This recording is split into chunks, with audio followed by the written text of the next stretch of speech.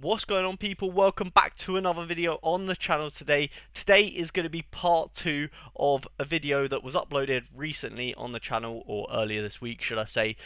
This video is not really planned, but because of the support we got on the last two MLS videos, I thought, you know, let me throw another 10 names out there for the people because you guys loved it so much. So make sure you got your notepads out and you're ready to write down some names that, I'm sort of preemptively looking at ahead of obviously the MLS competition being released soon on Sorare. For those of you guys that don't know, we've got probably a couple more weeks. I believe the first kickoff of MLS games is around the 22nd, so a couple more weeks to go. Sorare's probably going to release some sort of promo for it shortly. I would assume maybe next week, who knows. But I thought I'd get ahead of the curve. Make sure people have a sort of an idea going into it, so we don't accidentally overspend or anything like that. Yes, I'm trying to save you guys. With that being said, I do really appreciate if you guys do leave a like on the video. It probably helps the channel more than you realise, because the more likes it gets, pushes it through the algorithms to new users. So I do really appreciate if you guys could do that for me, and of course subscribe if you haven't already. It's free for you guys. Just help a brother out. You know what I mean? Anyway, let's get on to the video today. And just before we get into the video today, guys, I will say if you are new to Sorare, and you're thinking about buying into it because of the new MLS competition, and you've clicked through some videos, you found this one, and you want to get some ideas for top 10 players or goalkeepers and that sort of stuff from the channel, then do not forget to use my affiliate link in the description down below. I do really appreciate that. Pretty much all it is if you buy 5 players from the primary market, then you will receive £50 in-game credit. So what that means is pretty much you spend £50 on a team and it's worth £100. So pretty simple maths, worth it. And obviously I received the same benefits, so would really appreciate if you could help a small content creator in myself. Now that we have the self promo out of the way, let's get into our first pick today, and it's going to be David Ayala for the Portland Timbers. Now this is sort of a holding DM who is very, very cheap in the classic region, which leads me to believe that he shouldn't be more than £10 for his in-season card. Now, obviously, we'll reiterate, like I said in part 1, that I don't know the prices yet. No one really does. So I'm just sort of gauging that he shouldn't be worth more than a tenner, really. And this is a player, as you can see. Let me just bring up his scores quickly. He is very good for AA. So you can see here 40 AA, 17, 15, pretty much around the 20 AA mark, as you can see from his previous scores. So that should mean, hypothetically, that if he does get that AA and manages to get a decisive, he can really spike in these scores like this 93 here, 76, 78. Yeah, pretty good hold-in midfielder that could obviously potentially score very high. And the reason why I did want to bring him up as well, and I thought it was a good pick, someone to at least add to a shortlist, is because he is just 22, so he is still eligible for under 23s, and he's got a lot of room to develop. And obviously you can tell from his scores here how quickly he has developed his general like his career as a general. Obviously you can see at the start here, he was just getting the 40s, so probably a lot of sub appearances and things like that. And then obviously as the season's gone on, he's become a bit more of a regular in the side, perhaps gaining confidence and things like that. His scores are getting better, so I think definitely one to at least have on the radar, and maybe note his name down, see how he progresses through the season. He could potentially start off a bit slow like this, and his price could drop drastically, and then obviously you could buy, and then potentially he could score good. But yeah, definitely someone to keep an eye out for the up and coming season. Up next, we have Sam Surridge. Now, I can't lie, this is a bit of a weird one, because if you know this, if you played previous MLS seasons, you will know that last season he, it's okay, but it's not the best. It's not like what people thought he was going to do. I think people thought he was going to be a lot better, perhaps, but I think this is definitely one to keep an eye out for in terms of prices, because the manager absolutely loves him, and on top of that, in pre-season, I believe he scored 4 goals in 2 games. So you know, if that's anything to go off, then he could be definitely improving his decisive game in the next season. Obviously, we can see his decisives. He got 15 goals and 3 assists, which isn't bad, but I think a lot of people expected a bit more from him. Obviously, Nashville not being the most, lucrative team, not exactly the best team in the league, but I think people would expecting more goals from him. But we do know that the manager absolutely loves him, so it's definitely one to keep an eye out for. And obviously, we do know that attackers can be quite expensive in Sorare, so potentially a bit of a cheap beast going into the MLS season, and that is what this video is all about, so I had to include him in this one today. Up next, we have Tai Baribo. Now, this is a bit of an interesting one because he's a very much so purple patchy player. He has his ups and downs, so don't expect him to just, well, he could potentially hit the ground running, but as you can see from a price here, this definitely would be more aimed to maybe a budget purchase if you're playing Sorare on a bit of a lower budget. Again, someone to sort of keep an eye out for. As you can see, he scores here. Very much so what I said from last season. So a very poor run of form to start off with, and then a big purple patch during the season, and then on the back end, back in that sort of dull or lack of good performances. That's for sure. So we will say that this one is definitely a bit of a risk, or he's more of a purple patchy type of player. So you need to make sure you buy him at the right times. You don't want to buy him in the hype. You want to kind of beat the hype in that sense. So if he goes really cheap, maybe someone to purchase, because he will start, and also he has been quite good in pre-season, so it's one that potentially he could be looking to improve going into next season. And obviously Philadelphia themselves, pretty good team. So yeah, Tai Baribo, one to keep an eye out for, that's for sure.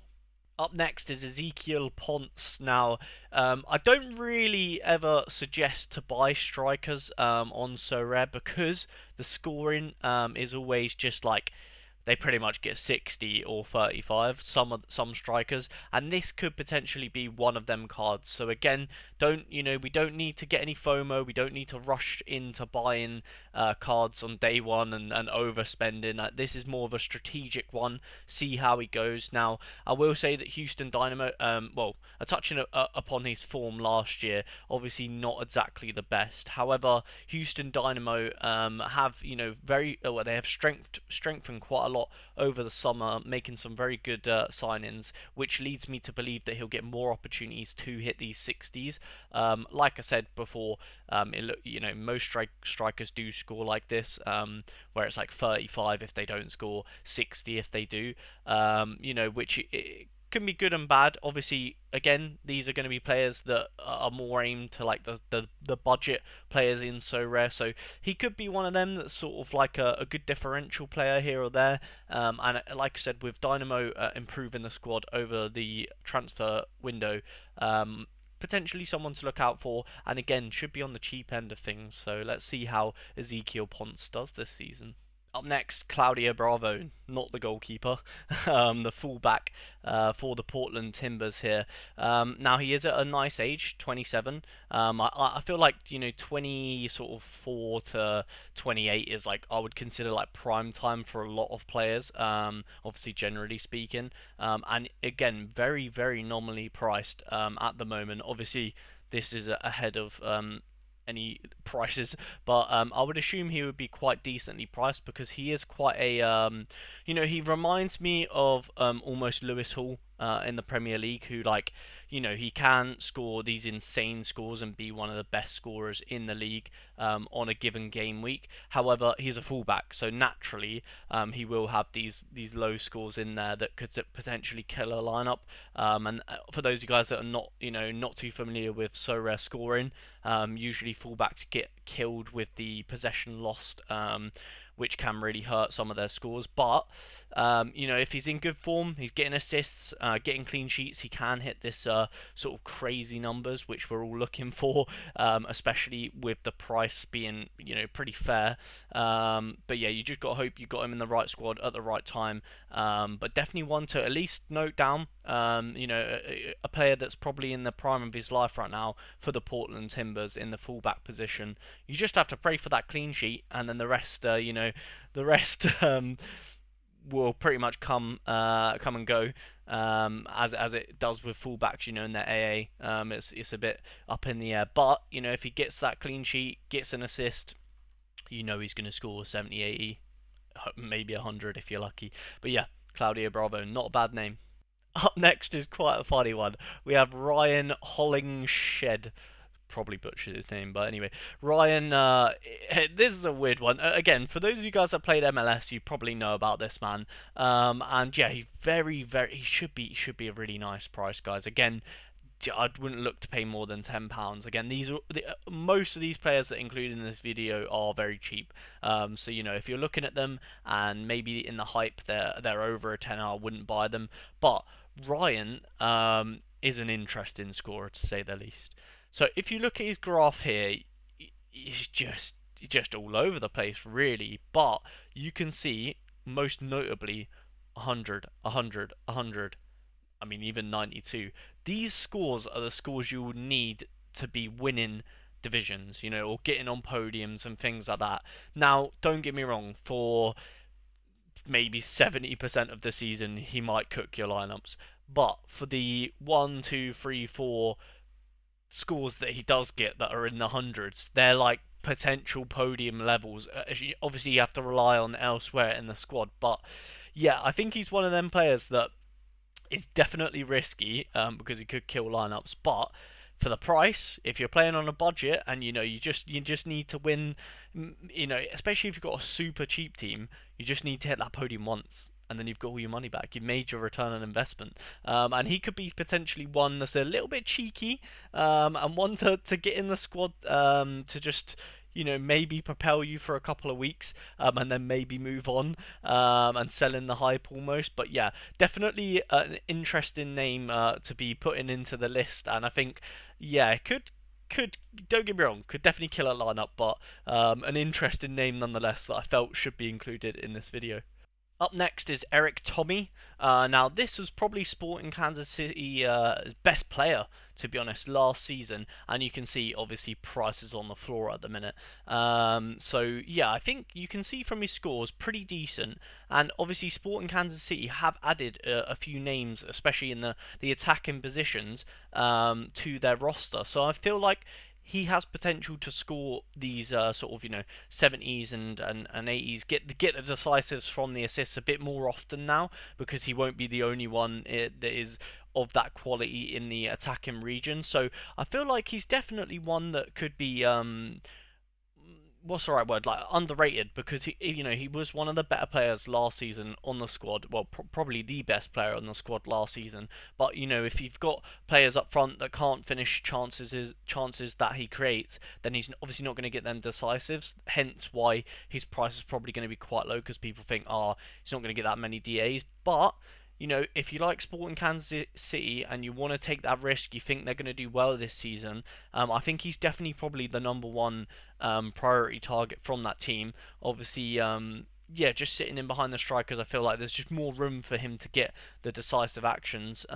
Definitely, obviously, like I said, very consistent last year, consistently playing, consistently scoring, and he's actually done alright in a pretty bad team. So, yeah, I think he's definitely going to be one to yeah, just sort of keep an eye out for, I would say, and potentially maybe an early purchase in the season, because you want to sort of get him before people realise potentially that he could be scoring quite high because of the situation he's in. So this might be a bit of a different one. This might almost be a bit of a day one purchase. Obviously, again, this is before prices are sort of determined, but maybe yeah, if you can get him maybe like a cheeky little £5 or £6, I don't know, but yeah, maybe if he's quite cheap on early release, definitely one to keep an eye out for in Erik Thommy. Right, we're getting into the business end of the video, and I had to include a Moroccan. That's right, it's Amine Bassi. Now, he does play for Houston Dynamo, but there's so many sort of reasons as to why I think this could be a purchase. Number one, Moroccan. Number two, Houston Dynamo. I think they're going to have a pretty good season. Number three, he's 27. like I said, that is sort of like prime time.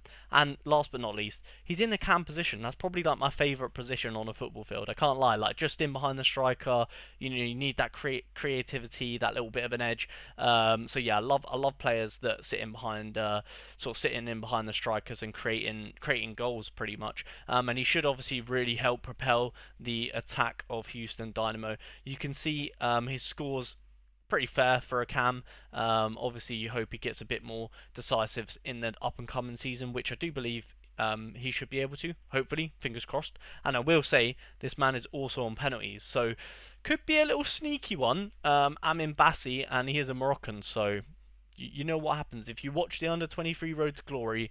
You know how good Moroccans can be. So yeah, Amine Bassi, get him on the notepads. It's the penultimate player, Mark Delgado. Now, this is again another interesting situation we've got going on. A player who was at LA Galaxy. Obviously, LA Galaxy had a champion run last season, and he didn't really get too much game time. And he has moved on to LAFC now.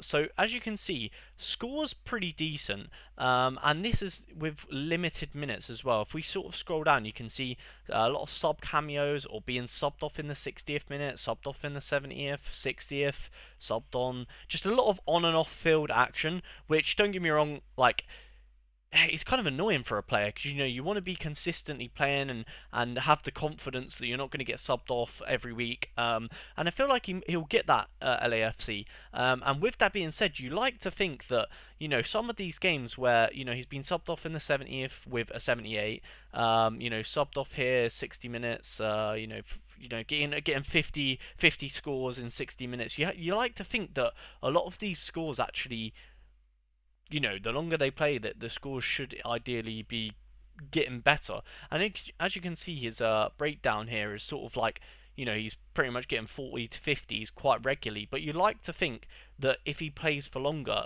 a couple more, 15 of them, you like to think a couple more of them turn into a bit higher numbers potentially, and obviously potentially even getting 100 in there. So I think he's definitely going to be a good one. Now, could be a bit more expensive, so we'll have to wait and see price wise. But I think Delgado's definitely going to be a good one to at least keep an eye out for, should we say. LAFC obviously having a lot of ins and outs as it stands, but I think he should be pretty much nailed to start, all things considered, and we'll see how his season gets on. And last but not least is Timothy Tillman, who sort of partners well with the penultimate pick in Mark Delgado, because they will be partners in that midfield next season at the LAFC. Now, I don't need to speak too much about Timothy Tillman. If you've watched MLS before, you know his levels. Obviously, coming from Europe 2 years ago, his price will probably be more than Delgado's, that's for sure. But yeah, again, you can see these scores; they're just fantastic. And if he can stay fit, stay playing, then he's definitely one to keep an eye out for. I really like Tillman. I just hope that his price is not too expensive, because he could be one that is quite sought after. Obviously, 26. Hitting sort of the prime years. It could be a really big year for Timothy Tillman, but also we don't want to spend too much in these videos. Obviously, if you're a Sorare manager here, we're looking to cut costs. So maybe Mark Delgado might be a better pickup, but if you can partner them both together, might be a pretty decent strategy. So let's see how that one goes. Timothy Tillman is going to be the last pick for the video today. So there we have it, guys. There is another 10 players to add to your shortlist. Don't forget to leave comments in the comments down below if you are looking at these players yourself, and potentially if you buy them. Let me know how they get on. I will definitely be looking at a few myself. That's for sure. I will reiterate that obviously all of these videos on the MLS this week have been massively supported by MDK, the man himself, a big friend of the channel. His link will be in the description down below. So with that being said, if you do need any help with MLS or thoughts about a certain player, don't forget to message him on Twitter, or you can message me or comment on this video and I will reply, letting you know my thoughts and opinions on certain pickups, that's for sure. So yeah, with that being said, I hope you do appreciate the time and effort that we do put into videos like this. Like I say, on most of my videos do take a while, so I do appreciate, you know, the likes, subscribes, all that thing. Just shows me that you guys do love it. With that being said, don't forget to like and subscribe to the channel. Peace.